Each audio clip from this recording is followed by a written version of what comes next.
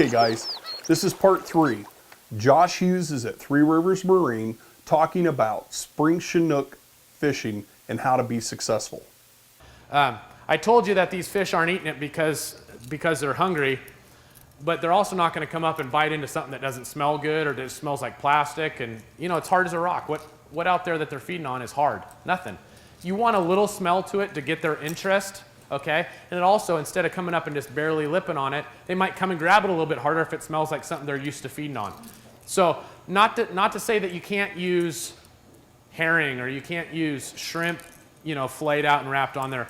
But we use sardines, far oilier, holds scent better, and it lasts better on there. The scent lasts a lot longer. So there's a couple different ways of doing this. I see people motor up to their spot, drop their anchor, and then sit there for 45 minutes wrapping all their plugs. I like to do it at night ahead of time. So I'll go through at the house or the hotel or wherever I'm at and go through and wrap at least my first 4 or 5 plugs. That way when I get there in the morning, boom, my lines are out and I'm ready to fish, okay?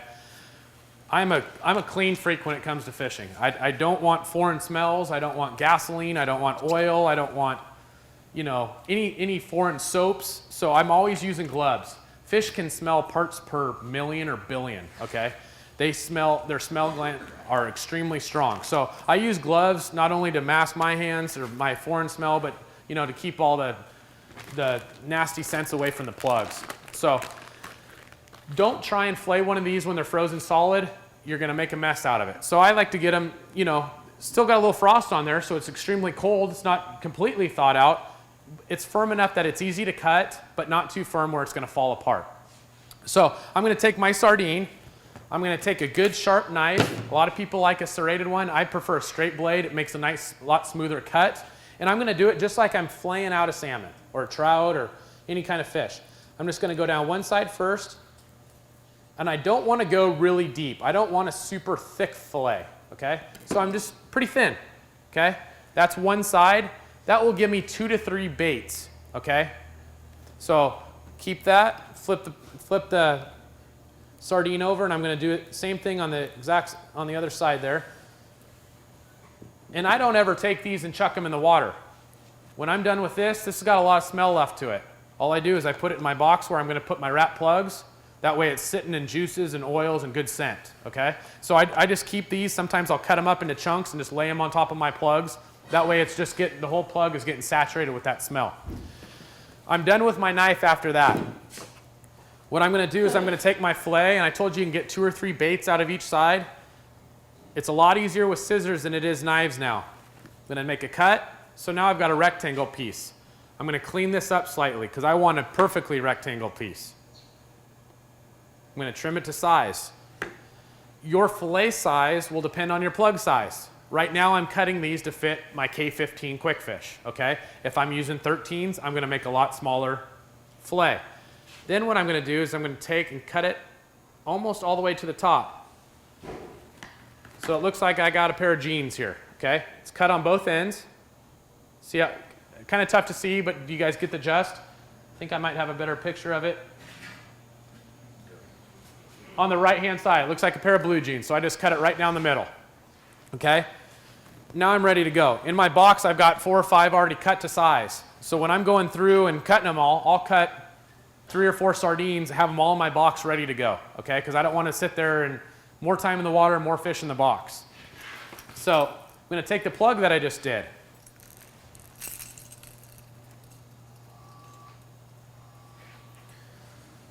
There's the picture of what we're going to do to this, okay? I'm going to take my blue jean sardine, I'm going to slide it all the way down, and it'll just kind of nestle right into place, okay? Doesn't do us any good just to have it sitting there. We've got to attach it to the belly of that plug, okay? So I take my time. I make sure it's perfectly centered. I don't want it off to one side or the other. I want it perfectly centered in the middle of that plug. And the reason is, if I've got it hanging on one side, the plug's not going to run correctly. There's too much weight on one side, it's always going to be off to one side, okay? I want it perfectly centered at all times. Then I take my miracle thread, okay? Really sticky thread, it adheres to itself, okay? You almost don't have to knot this stuff, but I do a couple half hitches on it. And I always start from the bottom of the plug. So the tail end of the plug, where the slit is, I'm going to hold it down with my finger, and I'm just going to start wrapping the crud out of this thing. In my opinion, you cannot wrap it too much. I do it pretty tight. Initially, I do it loose just to get it going. Then I'm just going to start wrapping, okay? That thread is almost invisible. You can barely see that stuff. It doesn't affect it whatsoever. Just keep wrapping, okay? Once I get up to that eye of the hook, I'm just going to fold that down. I'm going to wrap on the top.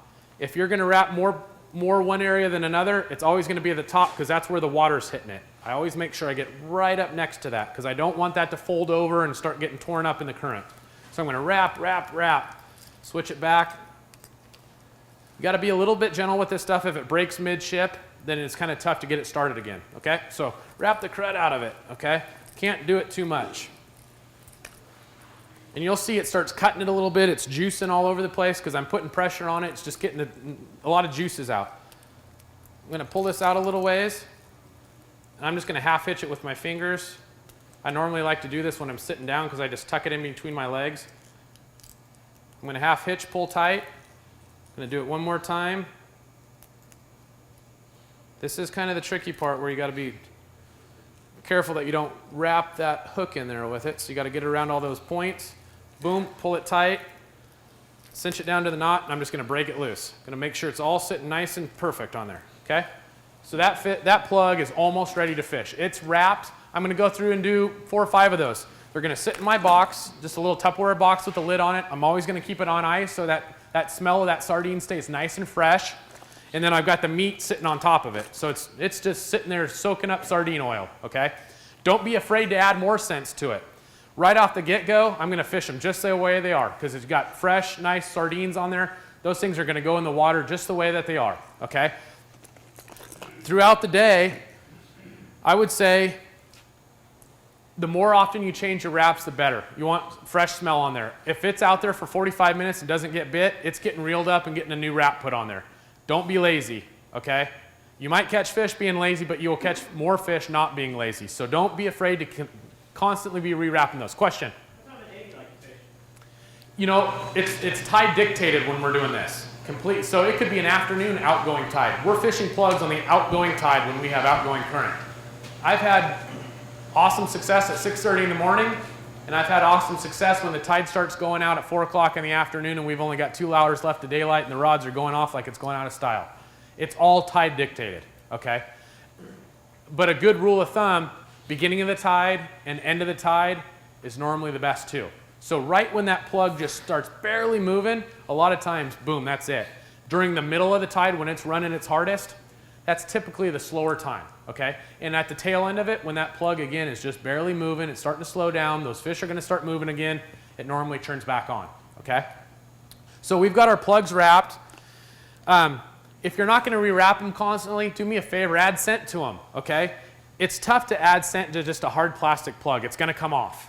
But now that we have this wrap on there, it's almost like a piece of Velcro that takes in scent and that holds scent. So take your smelly jellies, take your Mike's herring oil, take sardine, herring, shrimp, anise, key scents, those 4, herring, shrimp, anise, sardine, okay? If you got 4 scents in your box, make sure it's one of the combination or some form of that. I would probably put sardine on here. We've got a sardine wrap, I'm probably gonna add sardine scent to it. But right off the get-go, it's going out just the way it is. In half an hour or 15 minutes, if I want to reel it up real quick, check it, and then put it right back out, great. After that, I'm rechanging the wrap, okay?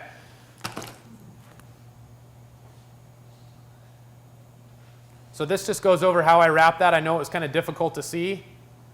I'm half hitching it at the end, and I do 2 or 3 half hitches. There's another shot of how we got it centered into place. See how that's nice and symmetrical? It's not hanging off to one side or the other. Right down the middle of it. Couple wrapped quick fish in the box ready to go. This is more important than any wrap. This is more important than any leader length. This is more important than any color of plug. This, if you don't listen to anything that I've said in this first session, listen to this. If your plug is not running correctly, you will not catch fish, okay? And what that means, if this plug is running, shaking way over here, you're not fishing. If this plug is shaking way over here, you're not fishing. This plug needs to be shaken right here, okay? Fish do not want it over here swimming sideways. They want it nice and true, okay? We call it tuning our quick fish. It's extremely easy to do, and again, don't get lazy on this. As soon as I wrap a plug and before it goes back in the water, okay, I don't care if I brought it up and put scent on it, I am checking it, I'm pulling it along the side of the boat to make sure when I pull this, it's swimming nice and true. It's not going side to side. There's an eye on the front of these hooks, or on the front of these plugs, okay? It's a twist eye. I take a pair of needle nose pliers. A lot of times, I can just take my swivel that's attached to it, right here. If the eye is loose enough, I can just take this and create a little bit of leverage and twist it a little bit. But take your needle nose pliers. If it's swimming this way, I'm going to take the eye and go the opposite way. So you can see on this diagram, if it's turning right, turn the eye slightly to your left. I'm not talking a 1/4 inch turn. Very finesse, okay? And you might put it back in the water and say, whoa, I did it way too much. Go back there and fix it a little bit. But be picky about it. If it's swimming a little off, it's not fishing. You want it perfect, okay? So sometimes right out of the package, this plug is a swimmer. It's ready to roll. I don't have to do a darn thing to it. Some of them I have to adjust every time they come in the boat. Certainly if they catch a fish, because it's thrashing around in the net, it's thrashing around out in the water, I'll make sure that it's swimming true, okay? Or I'll tune it. Very easy to do. It's just a twist of the eye, slightly one way or the other to get that thing running nice and perfectly straight, okay? We talked a little bit about scents, but here's your herring oil. There's some slamola powder, which has some chemical bite enhancers in it. All that stuff helps at certain times. Sometimes I don't think it helps at all, okay? Sometimes I think you can't beat just fresh sardines on there. But again, I wrap all my plugs, I keep them in there. I'm not gonna go through and add a bunch of scent to it right off the get-go because then I'm locked in. If they don't want what I have to offer today, I'm stuck. All my plugs have it on there, all my bait has it on there. So what I will do is after the fact, you know, squirt a little bit of shrimp oil on there, squirt a little bit of anise oil on there. And I might spread it out. If I got 4 or 5 rods out, I might run one with sardine, one with shrimp oil, one with anise, one with some crawdad or crawfish, and see what's working. If that rod keeps going off left and right, you better believe I'm going to change all the rest to match it, okay? Don't lock yourself into one scent first thing in the morning by squirting a bunch of scent in there, okay? But scent can help, absolutely. And more than anything, a lot of times it covers bad scent. We already went over rods and reels. Here's something else that I want to point out. When we are fishing with quick fish, it frustrates the heck out of me when somebody wants to hold their rod, okay? I want these rods in the rod holder. Here's what it's doing all day. It's sitting there and that plug's just working. Try not to drip on you. So this rod is out quite a ways. I backed it out. You know, I bounced it back to get a good scope in it. So the line angle is probably about like so. That rod's just sitting there doing this all day long, okay? It's sitting there shaking. That's the action of the plug, okay? If somebody's holding that rod and you get one of these, what's the first thing they're going to do? Oh, I got one. No, you don't, because it's probably gone. You're just ripping it right out of their mouth. I want this plug sitting there working, and I want you to sit on your hands and give it a good 3 to 5 count. I want this thing going, whoa. I want line stripping out.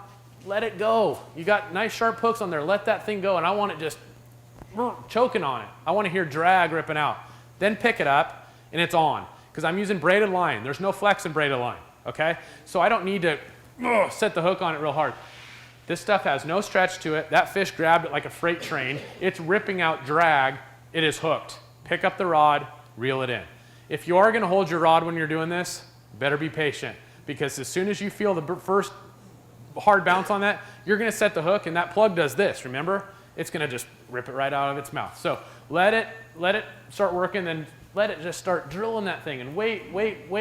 Then get the other lines out of the way and get the fish in. Release off the anchor, float down and land your fish, okay? Okay guys, that wraps up part 3. Make sure you go to part 4, and if you missed part 1 or 2, go back and watch those so you're fully informed on how to be successful spring Chinook fishing on the Columbia River. Three Rivers Marine is Western Washington's destination for anglers. Three Rivers Marine is run by fishermen for fishermen. Visit their website at threeriversmarine.com.